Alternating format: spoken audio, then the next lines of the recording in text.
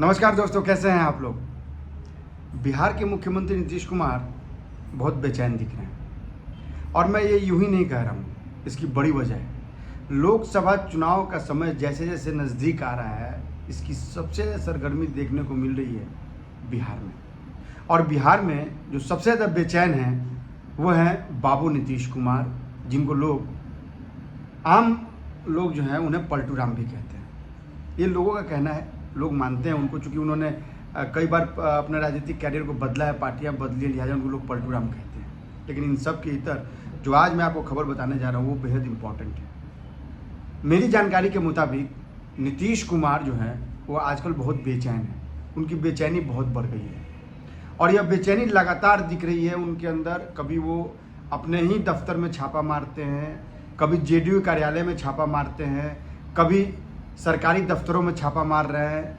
उनके सामने पार्टी के दो बड़े बड़े नेता आपस में लड़ जाते हैं। ये सब सारी घटनाक्रम जेडीयू में चल रही है और लगातार चल रही है। और यह क्यों चल रही है यह आप भी समझ रहे हैं, क्योंकि जब से नीतीश कुमार एनडीए से बाहर हुए हैं, यानी पिछले साल जब से वो बाहर हुए हैं, तब से उनकी मानसिक स्थिति जो है वो अस्थिर हो गई है। भले ही वो लगातार ये कह रहे हैं कि वो एनडीए में नहीं जाएंगे या तमाम तरह की बातें कर रहे हो, लेकिन इसके इतर जो उनकी मानसिक स्थिति, जो उनका बयान है और जो उनका बॉडी लैंग्वेज है वो बड़ा महत्वपूर्ण है। और राजनीति में राजनेताओं का बॉडी लैंग्वेज बहुत कुछ कहता है। इसी पे आज हम चर्चा करेंगे, क्योंकि नीतीश कुमार ने एक बहुत बड़ा फैसला लिया है। नीतीश कुमार ने एक ऐसा समीकरण बनाने की कोशिश की है बिहार में, जिसका नतीजा लोकसभा चुनाव के साथ साथ 2025 में होने वाले विधानसभा चुनाव को भी में दिखेगा। और इसका सीधा असर उनके सबसे जिगरी दोस्त इन दिनों लालू प्रसाद यादव पर पड़ने वाला है, क्योंकि नीतीश को यह पता है कि लालू ने उन्हें दगा दे दिया, बड़ा मीठी तरह से उन्हें दगा दे दिया है।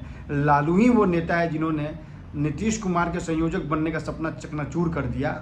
लालू ने बीच में भाजी मार ली और अपने बेटे को राष्ट्रीय स्तर पर स्थापित करने में सफल हो गए। हालांकि मैं आपको बता दूं, नीतीश की खबर पर आया उससे पहले आपको मैं बता दूं कि जो आईएनडीए की जो बैठक है वो अब पूरी तरह से कांग्रेस के हाथ में, कांग्रेस पूरी तरह से हावी हो गई है। और मैं इसलिए कह रहा हूं क्योंकि आप देखिए, इस कोऑर्डिनेशन कमेटी के जो निर्णायक मेंबर हैं वो छुट्टियां मना रहे हैं, लंबी छुट्टी पे, चाहे तेजस्वी यादव हो, चाहे सोनिया गांधी हो, चाहे प्रियंका गांधी हो, सारे लोग जो है जो इसके कोर मेंबर हैं बैक से और फ्रंट से, ये सारे लोग छुट्टी मना रहे हैं। यानी यह मान के चलिए कि अलायंस में बहुत ज़्यादा जोड़ तोड़ चल रहा है। आप देखिए, आम आदमी पार्टी जो है वो पंजाब में उसने कह दिया कि भाई हम कांग्रेस का चुनाव नहीं लड़ेंगे, कांग्रेस, और उसके साथ उसने एक सिगुफा छोड़ दिया कि कांग्रेस के 32 विधायक जो है वो उसके साथ, आम आदमी पार्टी के 32 विधायक जो है वो कांग्रेस के साथ आने को तैयार है। बहरहाल यही हाल बंगाल में भी है। बंगाल में भी तृणमूल पार्टी जो है कांग्रेस से लड़ना नहीं चाहती है चुनाव में। लिहाजा अब ये देख सबको लगता है कि कांग्रेस से चुनाव लड़ने का मतलब यह है कि उनका जो जनाधार है, जिस कांग्रेस को दुत्कार कर, जिस कांग्रेस को ललकार कर, जिस कांग्रेस को गलत बताकर उन्होंने चुनाव जीता है, अब उसके साथ अगर गठबंधन करते तो इसका असर सीधा सीटों पर पड़ेगा। और वो किसी भी कीमत पर नहीं चाहते कि इसका असर, इसका फायदा जो है वो एनडीए यानी बीजेपी को डायरेक्ट रूप से मिले। अब आते हैं नीतीश कुमार पे क्या फैसले। नीतीश कुमार ने जिस तरह से लालू प्रसाद यादव MY समीकरण बनाया था, लालू यादव ने मुस्लिम यादव समीकरण, उसी तरह नीतीश कुमार ने एक नया समीकरण खड़ा कर दिया है। वो है पिछड़ा PM, इसको कहते हैं पिछड़ा मुस्लिम समीकरण। इसका नाम उन्होंने दिया है PM। और वो मैं इसलिए कह रहा हूँ कि अभी हाल ही में नीतीश कुमार ने जो मानदेय है, जो वहाँ अल्पसंख्यकों के जो मानदेय है उसको सीधा 11,000 से बढ़ाकर 22,000 कर दिया, यानी 100% जो है वो उनका मानदेय बढ़ा दिया। उसके बाद इन्होंने अल्पसंख्यक रोजगार योजना एक चालू की, जिसमें 10 लाख रुपया कर्ज दे रहे हैं। और 10 लाख रुपया कर्ज देने में 5 लाख रुपया आपको सरकारी अनुदान रहेगा और 5 लाख रुपया आपको लोन दिया जाएगा। यह एक बहुत ही बड़ा लुभावना योजना जो है वो नीतीश कुमार ने बिहार में फेंका है, क्योंकि नीतीश को यह पता है कि अल्पसंख्यक का वोट बहुत मायने रखता है। और अगर आरजेडी को, अगर उनको शिकस्त देनी है, आरजेडी को बराबर आंख दिखानी है, तो उन्हें मुस्लिम अल्पसंख्यकों, मतलब अल्पसंख्यकों के वोट पर ज़्यादा ध्यान देना होगा, अल्पसंख्यकों को ज़्यादा उनको तवज्जो देनी होगी। और यही वजह है कि नीतीश कुमार ने यह कैबिनेट में बड़ा फैसला लिया। मैं फैसले को जरा एक बार आपको डिटेल में बता दूं, जो उसका टेक्निकल टर्म है वो जरा आप जानिए, जो मैंने नोट किया है वो टेक्निकल टर्म जान जाइए आप। उस टेक्निकल टर्म को ये कहते हैं कि उन्होंने जो टेक्निकल टर्म दिया है उसमें वो क्या है कि मुताबिक अल्पसंख्यक युवकों को रोजगार देने के लिए 10 लाख रुपये देगी, तो मैंने आपको पहले बता दिया। अब जो इसमें क्या किया कि इससे पहले उन्होंने तालीमी मरकज़ के मानदेय को दोगुना वृद्धि की थी, यानी महीने में जिनको 11,000 रुपये मिल रहा था अब उनको 22,000 रुपये मानदेय मिलेगा। यह बड़ा फैसला नीतीश कुमार ने लिया है। इस योजना में क्या होगा कि 50% जो मुसलमानों को अल्पसंख्यक रोजगार योजना, इसमें 50% जो है वो अनुदान होगा सरकारी, और 50% जो है वो आपको लोन के रूप में दिया जाएगा। आप ये एक बहुत बड़ा नीतीश ने एक गेम चेंजर योजना जो है वो बिहार में अभी लागू किया है। अब इसको फैसला कर लिया गया। अब इसमें दिक्कत क्या है कि अब इन्होंने क्या किया कि इन्होंने बिहार के शिक्षा विभाग ने राज्य के सभी जिलों में महादलित, दलित एवं अल्पसंख्यक अति पिछड़ा अक्षर आंचल योजना के तहत शिक्षक सेवक यानी टोला सेवक, शिक्षक सेवक यानी तालीमी तर्कश के रिक्त पदों पर नियुक्ति के लिए अधिसूचना जारी की थी। शिक्षा सेवक भर्ती 2023 के लिए अभ्यर्थियों से ऑफलाइन आवेदन आमंत्रित मंगाए गए थे और करीब 2578 पदों पर बहाली की जानी। आवेदन की तिथि 4 सितंबर तक थी।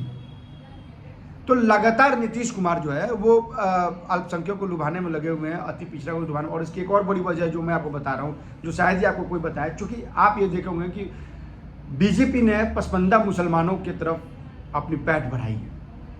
अब जब बीजेपी ने ऐसी पैठ बढ़ा ली, और पसमानदा मुसलमान का मतलब ये होता है कि जो मुसलमानों में वह वर्ग जो पिछड़ा वर्ग है, पिछड़ा वर्ग में मुसलमानों में एनडीए जो है वो लगातार घुसपैठ कर रही है, लगातार पैठ बना रही है। इसको भी देखते हुए नीतीश घबराए हुए हैं कि अगर पिछड़ा अल्पसंख्यकों के बीच में बीजेपी अपनी पैठ बना लेती है तो फिर इनका जो समीकरण है वो बिगड़ जाएगा, और लिहाजा जो अभी मौजूदा सीटें विधानसभा में भी उसमें भी इनकी सीटें कम हो जाएंगी। इसको देखते हुए नीतीश कुमार ने ये बड़ा निर्णय लिया है और पीएम योजना यानी पीएम को साधने की कोशिश की है, यानी पिछड़ा और मुसलमानों को साधने के लिए यह एक बड़ी योजना की शुरुआत नीतीश कुमार ने की है। अब इसके इतर जो नीतीश कुमार के साथ क्या है कि नीतीश कुमार को लगातार ये कहा जा रहा है कि वो एनडीए में भी शामिल हो सकते हैं, एनडीए आ सकते हैं। अभी आप देखिए कि एलजेपी के नेता, एलजेपी रामविलास पासवान के नेता चिराग पासवान, हालांकि उनको कहते हैं कि नीतीश कुमार फंस गए हैं, नीतीश कुमार पर हमला करते हैं, लेकिन उनके चाचा पशुपति वो कहते हैं कि नीतीश कुमार जो है वो कभी भी आ सकते हैं, उनका मन बदल सकता है, उनका स्वागत होगा हमारे पार्टी में अगर वो एनडीए में शामिल होते हैं। तो लगातार नीतीश के मन में उहापोह है। नीतीश जानते हैं कि अगर उनके चाल को कोई समझता है तो वो बीजेपी अच्छी तरह समझती है, लिहाजा बीजेपी भी उनसे खेल रही है, बीजेपी भी उनके मन को टटोलने की कोशिश कर रही है। हालांकि आपको मैं बता दूं कि अभी हाल ही में जब नीतीश कुमार ने प्रधानमंत्री से मुलाकात की थी और जो उनका बॉडी लैंग्वेज था प्रधानमंत्री के साथ, और जिस हंसी के साथ वो मिल रहे थे, और जिस पोजीशन में वो नीतीश कुमार प्रधानमंत्री नरेंद्र मोदी से मिल रहे थे, वो एक बड़ा मैसेज लोगों के बीच में जा रहा है। नीतीश बार बार ये मैसेज दे रहे हैं। नीतीश लगातार आडवाणी जी का भी नाम ले रहे हैं, नीतीश लगातार अटल जी का नाम ले रहे हैं, और हाल ही में दीनदयाल उपाध्याय जयंती में शामिल होकर उन्होंने एक बड़ा संदेश दिया है कि भाई वो जो है उनको बीजेपी और आरएसएस से परहेज नहीं है, वो आरएसएस और बीजेपी के लिए कट्टर नहीं है, कट्टर विरोधी उसके नहीं है, ये उन्होंने जग जाहिर कर दिया।